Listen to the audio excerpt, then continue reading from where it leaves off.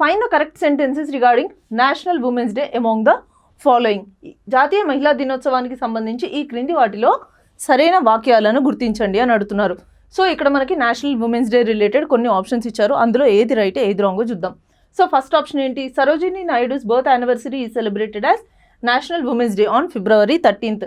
సరోజినీ నాయుడు గారి జయంతి రోజైన February 13న మనం ప్రతి సంవత్సరం జాతీయ మహిళా దినోత్సవాన్ని జరుపుకుంటాము, నిర్వహిస్తాము అని అంటున్నారు. సో ఈ ఆప్షన్ కరెక్ట్. సో ఆవిడ February 13th 1879న హైదరాబాద్లో జన్మించారనమాట. Next, the government has decided in 2014 to celebrate it as national women's day. So జాతీయ మహిళా దినోత్సవంగా ఈ పర్టికులర్ డేట్ని జరుపుకోవాలి అని 2014లో గవర్నమెంట్ ఆఫ్ ఇండియా డిక్లేర్ చేయడం జరిగిందనమాట. ఎందుకంటే 2014 ఆవిడ 135th బర్త్ యానివర్సరీ కాబట్టి. Next, Sarojini Naidu's famous title is nightingale of India. Sarojini నాయుడుకు ప్రసిద్ధి చెందిన బిరుదు నైటింగేల్ ఆఫ్ ఇండియా. సో ఈ ఆప్షన్ కూడా కరెక్టే, ఎందుకంటే ఆవిడ పోయట్రీ ఎక్కువగా చేసేవాళ్ళు అనమాట. So poetry and protest coexist అవ్వచ్చు అని నిరూపించిన వ్యక్తి సరోజినీ నాయుడు గారు. International women's day celebrated all over the world on March 8th. So మనకి ఈ ఆప్షన్ కూడా కరెక్టే. So March 8th international women's డేగా సెలబ్రేట్ చేయాలి అని 1975లో డిక్లేర్ చేయడం జరిగిందనమాట.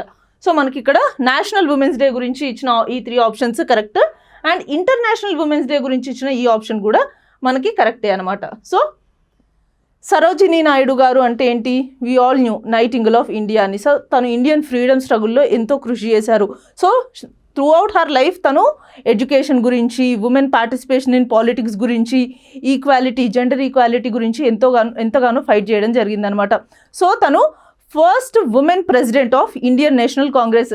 1925లో మొట్టమొదటిసారిగా ఇండియన్ నేషనల్ కాంగ్రెస్కి ఒక ఉమెన్ ప్రెసిడెంట్గా అవ్వడం జరిగిందనమాట.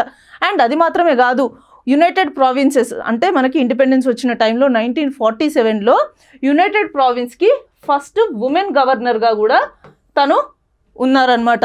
సో యునైటెడ్ ప్రావిన్సెస్ అంటే ప్రస్తుతం ఉన్న ఉత్తరప్రదేశ్. సో తను ఎక్కువగా పోయట్రీ రాసేవాళ్ళు అనమాట.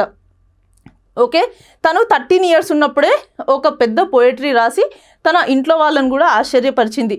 సో తన కొన్ని లిటరరీ వర్క్స్ చూద్దాం తనవి కొన్ని. సో ఇవన్నీ ఆవిడ రాసిన రచనలు అనమాట. Golden Threshold, Bird of Time, Broken Wings, Kitabistan, ఇలా ఎన్నో లిటరరీ వర్క్స్ కూడా ఆవిడ రాయడం జరిగింది.